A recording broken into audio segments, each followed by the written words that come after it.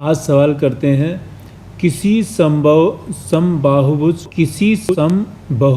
माना कि समपंचभुज के बराबर एक त्रिभुज बनाओ। तो इसमें क्या करना है, सबसे पहले तो समपंचभुज बनाना आना चाहिए। समपंचभुज कितने कोण का बनता है ये आपको पता होगा। 72 डिग्री का जो कोण बनाएंगे तो ये 72 के बनाएंगे, 72 डिग्री पे बनाएंगे सारे कोण, तो समपंचभुज बन जाएगा। तो एक समपंचभुज बनाया, समपंचभुज के क्षेत्रफल के बराबर एक त्रिभुज बनाना है। तो सबसे पहले क्या करेंगे, इसका अर्धक किया, इसका अर्धक किया और इसका अर्धक कर सकते हैं। इन सबको नाम देना बिल्कुल नहीं भूलना, कुछ भी नाम दे दो। ग घ, ये हमारा केंद्र बिंदु, पा बिंदु, जो केंद्र बिंदु ज्ञात हो गया।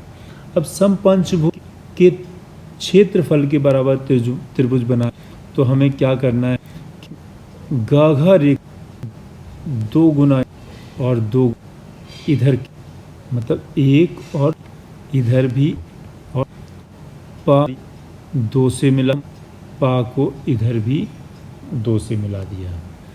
अब हमारा इसको सा मान और इसको दा मान दो। तो इस तरह से पा सा दा, ये त्रिभुज जो है इस समपंचभुज के क्षेत्रफल के बराबर ये त्रिभुज बन जाता है। तो समपंचभुज के क्षेत्रफल के बराबर एक त्रिभुज बनाना है, तो इस तरह से बनाएंगे।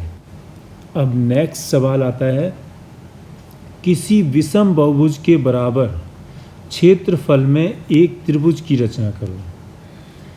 विषम बहुभुज से ही ज्ञात होता है कि जिसकी भुजाएं समान नहीं हैं, विषम है। तो एक विषम बहुभुज लेते हैं, एक ये विषम बहुभुज हो जाता है। तो इसके क्षेत्रफल के बराबर हमें एक त्रिभुज बनाना है। तो हम क्या करेंगे, सबसे पहले तो हम सबसे ऊंची भुजा को इससे जोड़ेंगे। अब इसके क्षेत्रफल के बराबर इसको खींचेंगे। इनको हम नाम देना फिर भूल गए, तो हम पहले नाम दे देते हैं, क ख ग घ न और चा, कुछ भी नाम दे देते हैं। तो घ ख के बराबर के समानांतर हमने एक रेखा खींची और का खा को हमने आगे बढ़ा दिया। अब जो हमने घ और क रेखा खींची, इसके समानांतर ये रेखा खींचेंगे और इसको भी आगे बढ़ाएंगे, जो हमें माँ पर काट रही है।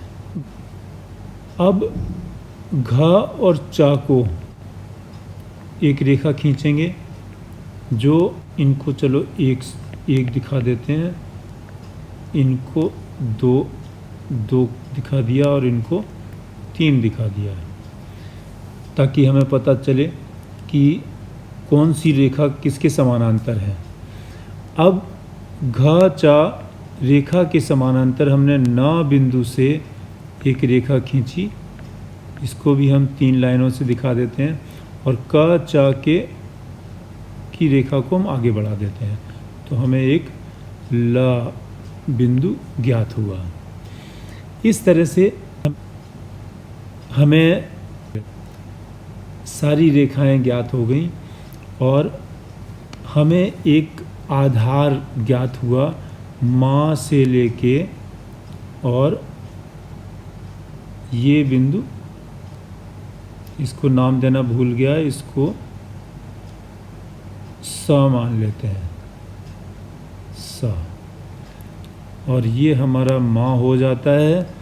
और घा हमें पहले से ही ज्ञात है, और घा को माँ से हमने मिला दिया, ये नहीं मिला, दोबारा से खींचते हैं, माँ को ये